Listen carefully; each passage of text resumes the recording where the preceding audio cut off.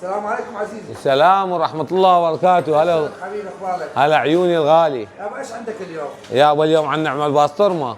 يلا غشانا شنو هذا؟ اشرح لنا شنو حبيبي هاي باسطرمة مكونة.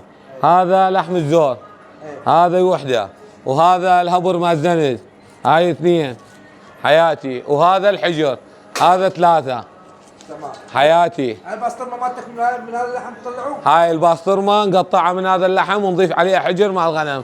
وهاي باسطرمتنا حبيبي، هاي باسطرمة محمد حاج صلاح القصاب، موصل راس الجادة، يجي عليها ويتدلل. ايش قدر الاسعار عندك؟ الاسعار سعر الباسطرمة 15.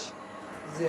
هي من يجوك الناس؟ والله من كل المكانات، يجونا من برا ومن جوا ومن بغداد والبصرة، حتى ياخذوها معاهم على دول الخليج.